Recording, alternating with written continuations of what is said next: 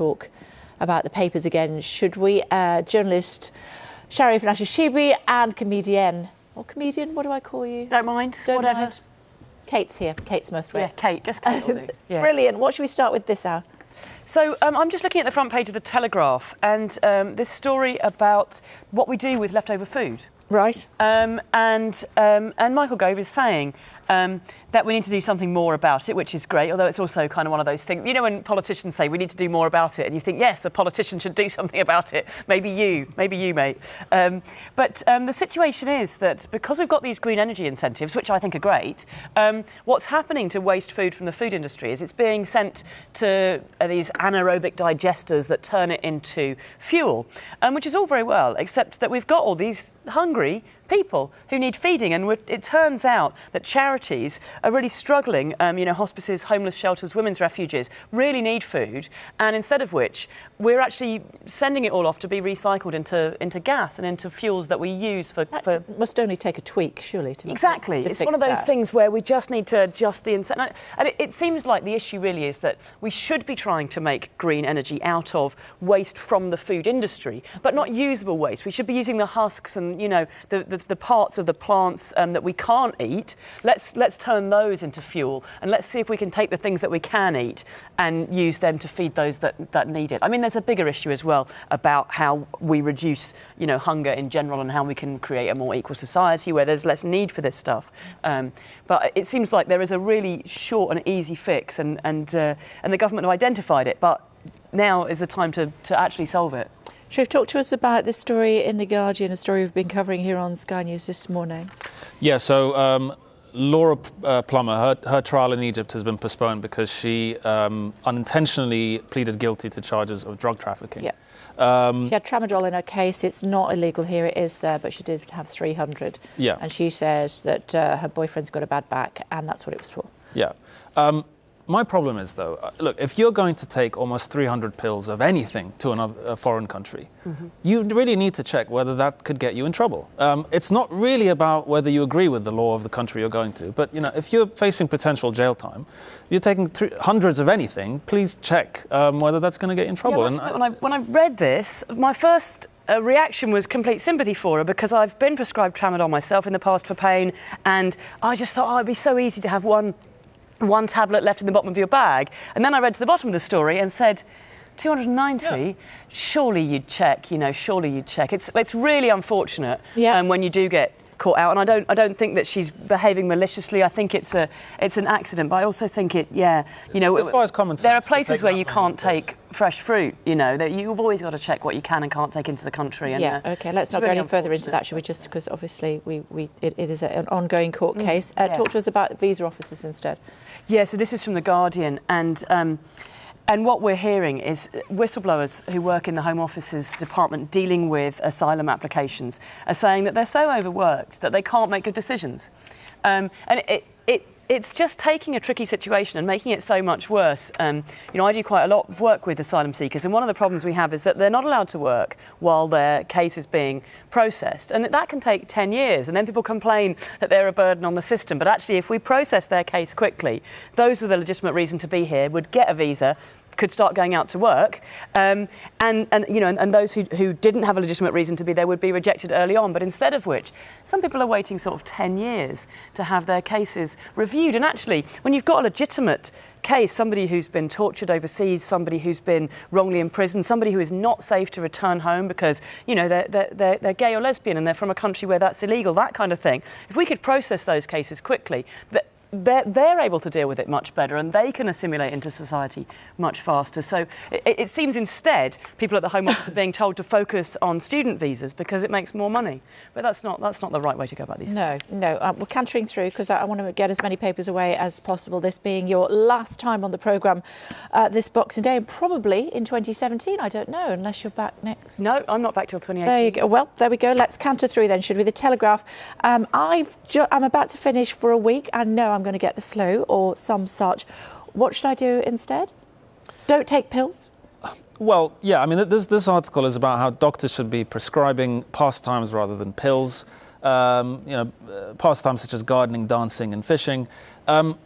It's a good idea, but I think this is not just about doctors, it's about society's expectations for how they should improve their health. Now, a lot of people go see their doctor because they want to be prescribed pills.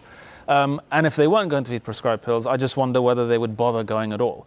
So I think this is about changing our mindset in terms of not relying so much on pills and being more active. That's one of the issues with antibiotics, of course, isn't it? Yeah. So many people just want them for colds or whatever, and as a result, superbugs are becoming immune to them. Yeah. So this is not just the problem of doctors. It's about what we expect from doctors.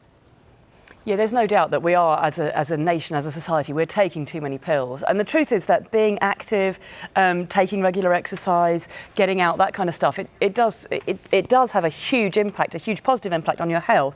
The only issue really is how are GPs going to prescribe this, you know? And I know actually in my area, there is a thing where GPs can give people like a gym membership and this kind of stuff. And I'm not entirely convinced. I think I see people with their doctor prescribed gym membership and they're sort of sitting in the jacuzzi and you're thinking, well, you know, is this what was... Yeah. Or maybe video games. Perhaps they could prescribe those for dementia, I'm saying.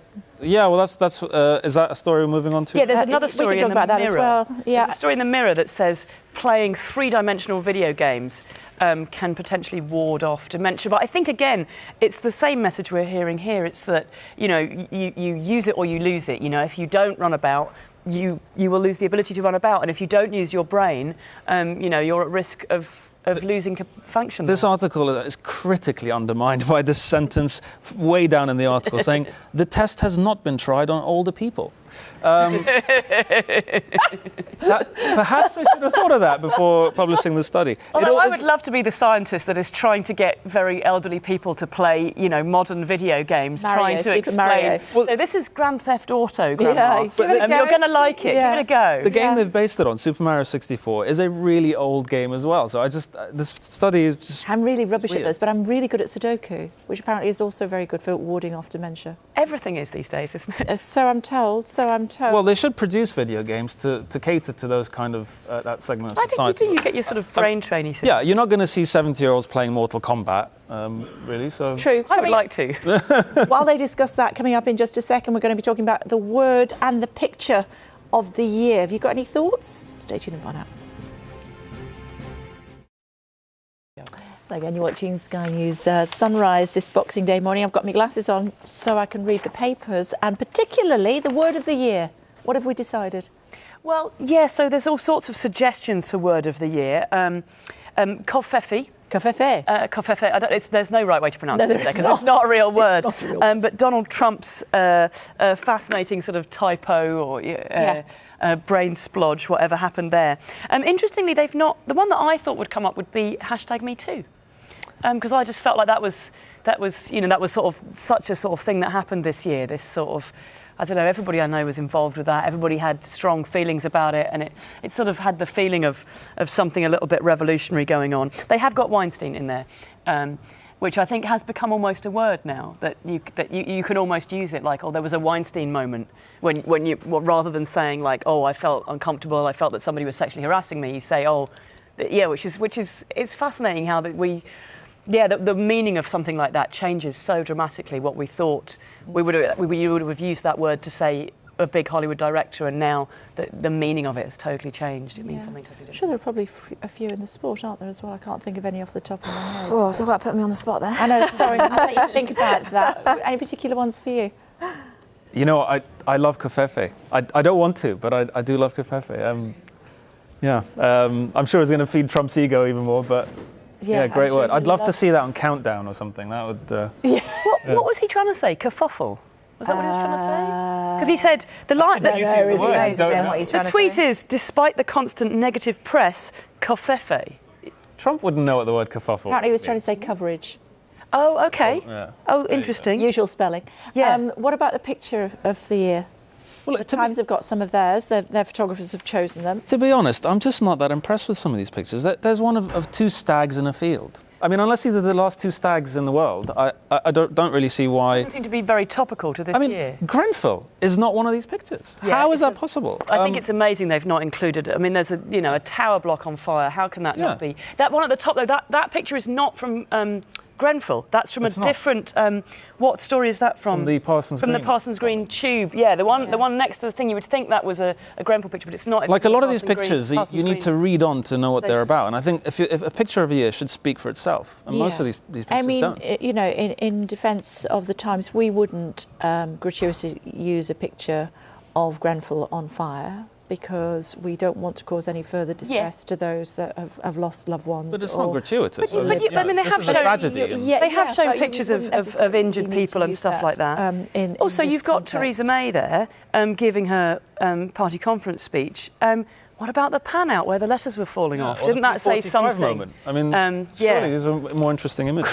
You guys are a tough crowd, aren't you? We'll see you in 2018. Thank you so much for coming in, Nick Day. Thank you. Quick look at the sport.